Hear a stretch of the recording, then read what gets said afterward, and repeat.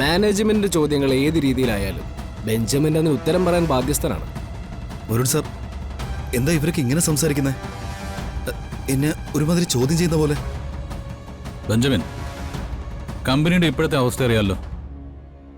ഈ അവസ്ഥയിൽ നിന്ന് കമ്പനിക്ക് കരകയറണമെങ്കിൽ കൃത്യമായ നിലപാടെടുത്തേ പറ്റൂ.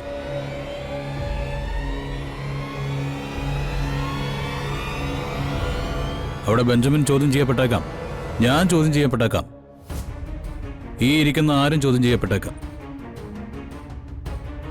ബെഞ്ചമിന്റെ അച്ഛൻ വലിയൊരു ബിസിനസ്മാൻ ആണെന്നാണ് വരുൺ എന്നോട് പറഞ്ഞിട്ടുള്ളത്.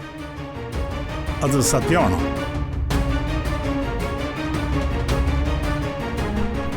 പറയണം ബെഞ്ചമിൻ. അങ്ങനെയാണെങ്കിൽ തൻ്റെ അച്ഛൻ്റെ ബിസിനസ് എന്താ? അദ്ദേഹത്തിൻ്റെ ഓഫീസ് എവിടെയാണ്? ഏത് മേഖലയിലാണ് നിങ്ങൾ ബിസിനസ് ചെയ്യുന്നത്?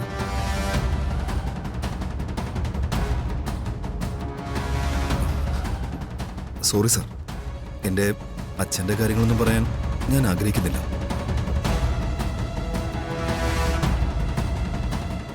ഇപ്പൊ കണിമംഗല ഗ്രൂപ്പ് അനുഭവിക്കുന്ന പ്രോബ്ലംസ് പരിഹരിക്കാൻ പരിപൂർണമായിട്ടും സഹകരിക്കാൻ താൻ തയ്യാറാണോ? സാർ, എന്ത് സംശയം സാർ?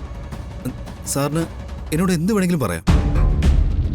നമ്മുടെ ടോട്ടൽ സ്റ്റാഫിന് പുറത്ത് ആരൊക്കെയായിട്ടാണ് കണക്ഷൻ, സ്ഥിരമായിട്ട് അവർ ആരൊക്കെ വിളിക്കുന്നു, എവിടെയൊക്കെ പോകുന്നു, ഇതെല്ലാം ചെക്ക് ചെയ്യാനാണ് നമ്മുടെ തീരുമാനം.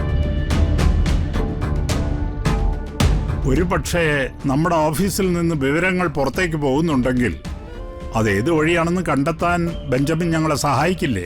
ഇല്ലേ ബെഞ്ചമിൻ? തീർച്ചയായിട്ടും സാർ. ചിലപ്പോ നമ്മൾ ഒട്ടും പ്രതീക്ഷിക്കാത്ത ആളായിരിക്കും ഇതൊക്കെ ചെയ്യുന്നത്.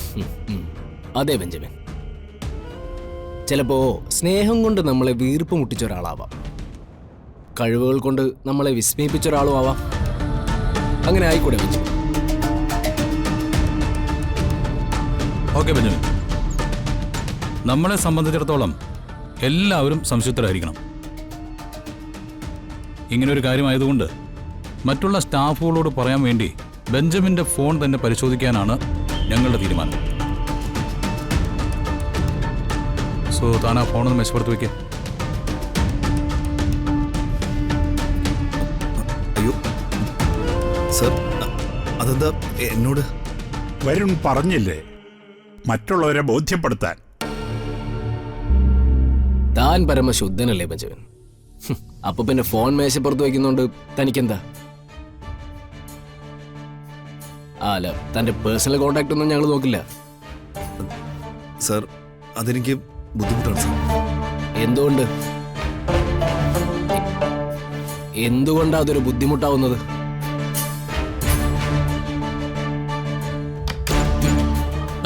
സത്യം പറ, നീ എന്നെ ചതിക്കായിരുന്നില്ലേ?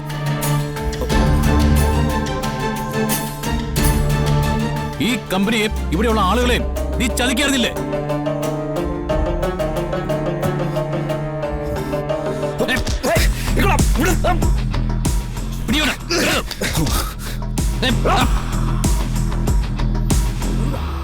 അവൻ ചതിയനാ, അവനെ വിടരുത്.